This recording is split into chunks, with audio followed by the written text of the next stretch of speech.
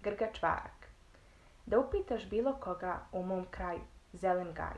Tko sve radi naopačke, tko iz praćke gađa mačke, tko preskače preko zida, tko lastina gnijezda skida, tko kokoši za rep vuče, tko se s djecom stalno tuče, spreman da u svađi plane ko ugarak, odgovor će uvijek biti grgačvarak.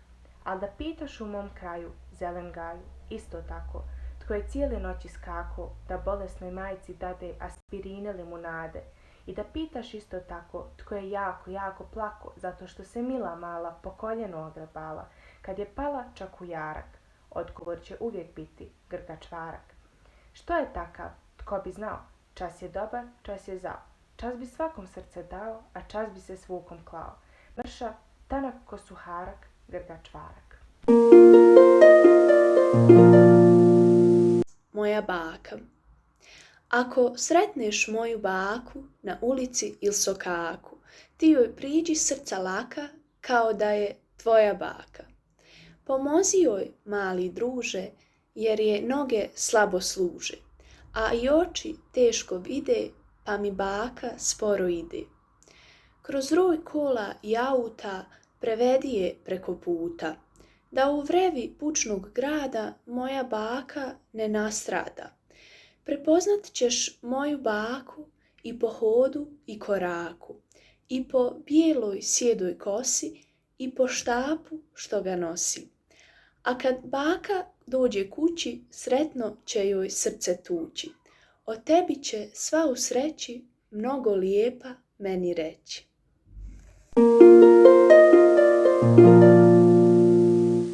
Maćuhica.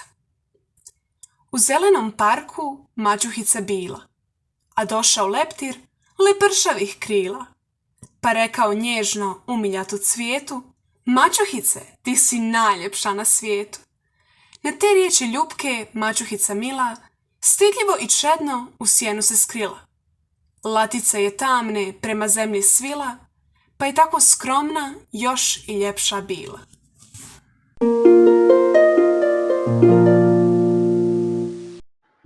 Procvjetala trešnja rana, pa radost na grani njiše, a u krošnji jorgovana vrabac Žika pismo piše.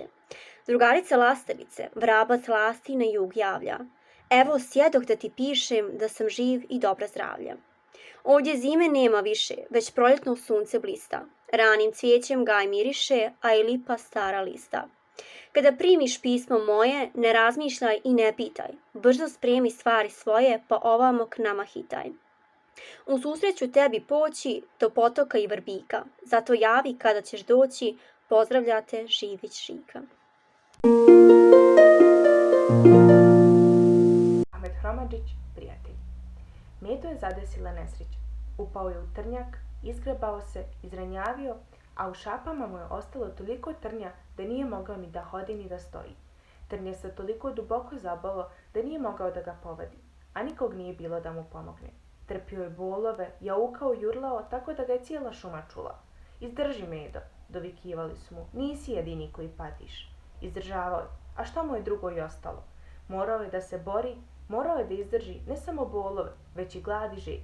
I ko zna da li bi izdržao da se nenadano nije pojavio spasilac dječak, koji je naišao šumom, pa kad je čuo i ugledao nemoćnog Medu, prišao mu bez straha. Kakav te to jac popao? Upitao ga je. Ne pitaj, jedva izgovorio Medo. Ne pitaj, nego pomaži ako možeš. Dječak se nije skanjivao. Počeo je da vadi jedan po jedan trn iz Medinih šapa, iz tijela. Pažljivo, koliko je mogao pažljivije. Medo mu se propustio kao malo dijete. Prestao je čak i da jauče i da urla, iako su bolovi bili strašni. Baš si baksus, govorio je dječak. Kod toliko šume, kod tolikih livada da zaglaviš u trnjaku. Malo se i bojao, ali nije odustajao. Zar Medo jednostavno nije mogao da se razbjesni, da poludi, da bijes iskali na njemu? Dovoljno bi bilo da ga zubima dohvati, da ga šapom latne. Dovoljno i previše. Gledale su ih ptice, gledala su ih mnoga stvorenja skrivena u grmovima, u travama, u lišću. Svi su čekali, svi su se pitali hoće li dječak uspjeti i šta će Medo učiniti ako stane na noge, ako ga napuste bolovi. Pitao se i dječak, ali nije odustajao. Pa kad je izvadio i posljednji trn koji je mogao, rekao je: Pokušaj da staneš na noge, da prohodaš. Potrudi se i hode pažljivo. Medo ga posluša. Uspravi se, uvjeri se da može, uvjeri se da je spasen. Obradova se kako se nikad dotad nije obradovao. Poče da se zahvaljuje dječaku. Čime da ti se odužim, upita ga.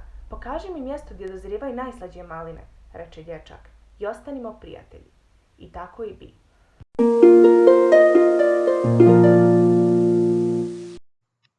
Jutros rano za doručkom nepažljiva seka prolila je po stolnjaku punu čašu mlijeka. Krevu dala rijeka mlijeka po svom čudnom putu i sa stola, poput slapa, seki sve po skutu. Da ste seku tada čuli negdje ispri krajka, alaj cike, alaj vriske, žalosna je majka. I vi biste zaplakali na toj sudbi krutoj, ovolika mrlja seki na haljini žutoj. Al sad zalud plaće suze, zalud tužne riječi, nesreću je mogla seka ranije da spriječi. Patak Gizdan Ahmed Hromadžić. Dosta puta ga je smočila kiša, dosta puta opeklo sunce dok nije stigao da nabavi kišobran. I mada nije našao ni posve nov, ni posve star, Patak ga je toliko cijenio da ga je nosio i danju i noću, i po kiši i po snijegu i po suncu. Kao kralj krunu, kao paun rep. Taj Patak inače volio da se kiti i kočopiri, pa su mu dali ime Gizdan. Gladio se neprestano, ogledao u vodi. Često je mijenjao ogrlice i vijence spletene od cvijeća i travi. Bilo da se šetao obalom, bilo da je plivao. On se trudio da ga svi zapaze. Želio je više od svega da promijeni odjeću, da se pokaže u novom periju, pa se neprestano propitivao kako bi to učinio i ko bi mu u tome pomogao. Ja ću ti pomoći, reče mu jednom neki stari Patak. Otkriću ti tajnu, a ti ćeš mi zauzvrat pokloniti kišobran. E to ne mogu, reče Gizdan bez razmišljanja. Bez kišobrana bi bio kao bez nogu, nikome ne bi ni pogledao. Kako hoćeš, odgovori lukavi Patak. Znaj samo da ćeš se pokajati. Gizdan se na kraju pokoleba i pristade na pogodbu. Tada mu Patak reče, ima usred močvare malo ostrvo pokriveno travama. Ko ih okusi dobit ćeš što poželi. Malo ćeš se pomučiti, ali ćeš i doći do onoga što želiš.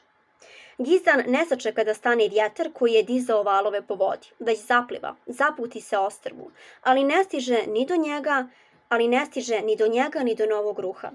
Naiđe na živo blato u vodi, zamalo osta živ, zamalo iznese živu glavu, pa kad se vrati svojoj vodi i svojoj obali, izgledao je tako da ga ni majka ne bi prepoznala. Ko visoko leti, nisko pada, reče pačićima koji se okupiše oko njega. Ostao sam bez kišobrana, prevaren sam, ko mi je kriv? Dobio si ipak nešto, reče mu jedan Patak, dobio si pouku. Pa odsad pamet u glavu Gizdane, jer pameti nikad nije dosta. Gizdan nije imao šta da kaže i nije ni kazao. Čarobni prozor. Ko da ih je neka vila nježnom rukom takla. Na prozoru tog djetinjstva ružičasta sad su stakla.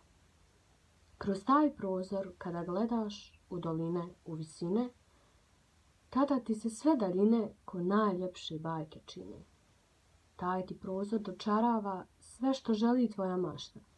Kroz taj prozor čitav svijet je raspjevana cvjetna bašta.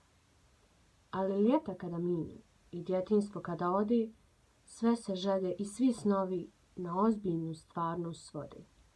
Tog prozora nema više, ali duboko u svome biću ti ga nosiš, ti ga čuvaš kao dobru staru priču.